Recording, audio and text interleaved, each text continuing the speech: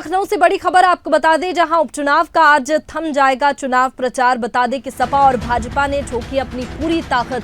करहल, सीसामऊ और कटेहरी पर निगाह है और इन 3 सीटों पर दोनों दलों की विशेष निगाह बनी हुई है। तो ये देखिए 3 महत्वपूर्ण सीटें करहल, सीसामऊ और कटेहरी पर दोनों पार्टियों की निगाह। उपचुनाव का आज चुनाव प्रचार थम जाएगा। चुनावी प्रचार प्रसार का शोर आज थम जाएगा और ऐसे में तमाम जो दिग्गज नेता आज मैदान में दिखाई देंगे, जनसभाओं को संबोधित करते हुए नजर आएंगे, क्योंकि जनता को साधने का आखिरी मौका अब पार्टियों के पास में है। सपा और भाजपा ने अपनी पूरी ताकत झोंक दी है। अंतिम दिन है, आज से चुनाव प्रचार उत्तर प्रदेश में थम जाएगा। चुनावी प्रचार प्रसार उत्तर प्रदेश में थम जाएगा। बता दें कि 9 सीटों पर उपचुनाव और ऐसे में तमाम जो पार्टियां हैं वो लगातार प्रचार प्रसार करती हुई नजर आ रही थी। अब आज आखिरी दिन है जनता को साधने का पार्टियों के पास में, तो आखिरी मौका। इसमें पार्टियां लगातार जनसभाओं को संबोधित करेंगी और कई दिग्गज आज मैदान में नजर आएंगे।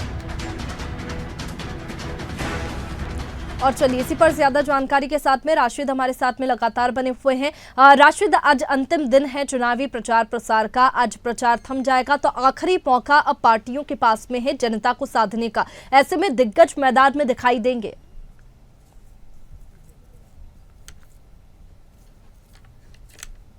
भारतीय जनता पार्टी और समाजवादी ने जनता से किया है और ऐसे में उपचुनाव को लेकर कहीं न कहीं से देखिए दोनों पार्टियां जिस तरह से जो है खास करके जनता के बीच में जाना हो, जनता के पास अपने मुद्दे रखने हो, जनता के मुद्दे समझने हो, तो लगातार प्रयास कर रही थी।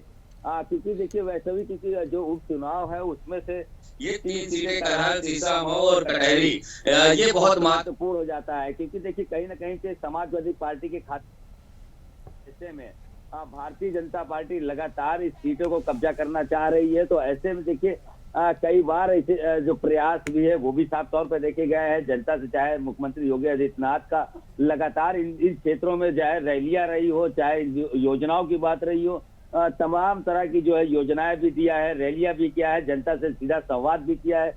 तो वही समाजवादी पार्टी के मुखिया अखिलेश यादव से लेकर इकरा हसन तमाम लोग का चाहे सीसामऊ की सीट हो चाहे करहल की हो, वो भी लगातार जनता के बीच संवाद करते हुए नजर आए हैं। तो आज जिस तरह से देखिए आज चुनाव का जो है आखिरी प्रचार का आखिरी दिन है और ऐसे में आज जिस तरह से ताबड़तोड़ रैलियां इन पार्टियों की तरफ से देखने को मिल रही है, वो कहीं ना कहीं अब जनता कितना रिझा पाती है ये साफ तौर से देखा जा सकता है। लेकिन देखिए वैसा भी बिल्कुल साफ है, क्योंकि उपचुनाव को लेकर जिस तरह से समाजवादी पार्टी और भारतीय जनता पार्टी लगातार हर मुद्दे को उठाती रही है, लगातार विपक्ष में रहते हुए समाजवादी पार्टी सरकार को जिस तरह से घेरने का काम किया, तो वही सरकार में बैठे मुख्यमंत्री योगी आदित्यनाथ ने विपक्ष पर भी हमलावर हुए।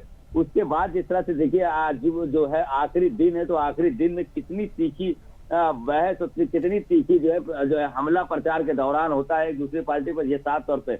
हालांकि देखिए ये तीनों सीटें इसलिए महत्व है क्योंकि कहीं ना कहीं से समाजवादी पार्टी जिस तरह से लोकसभा में बढ़िया प्रदर्शन किया उसने और अच्छी सीटें लेके आई, तो वहीं बीजेपी के खराब प्रदर्शन की वजह से जो मुख्यमंत्री योगी आदित्यनाथ को खुद पूरे उपचुनाव को लेकर अपने ऊपर जिम्मेदारी लेनी पड़ी। तो ऐसे में दोनों को अपनी अपनी साख बचानी है। तो ऐसे में देखना ये होगा कि आज आखिरी प्रचार में किस तरह का इनका प्रचार होता है और इसके बाद देखिए राशिद, इसी चुनावी माहौल के बीच में पोस्टर वॉर भी जमकर देखने को मिला। इसका क्या कुछ असर जनता पर होगा ये तो नतीजे बताएंगे, लेकिन जिस तरीके से जो चुनावी माहौल के बीच में 2 घटनाएं उत्तर प्रदेश में बड़ी घटी है, एक तो बहराइच की बात कर लीजिए, मूर्ति विसर्जन के दौरान जो घटना हुई थी और उसके बाद में कानून व्यवस्था पर सवाल उठाए गए थे, और अभी हाल ही की घटना अस्पताल में आग लगी जिसमें झांसी की ये घटना थी। लेकिन अगर इन घटनाओं का जिक्र किया जाए, उपचुनाव में विपक्ष ने ये मुद्दे जमकर उठाए हैं और लगातार इस पर बातें भी कही गई है। ऐसे में कानून व्यवस्था पर भी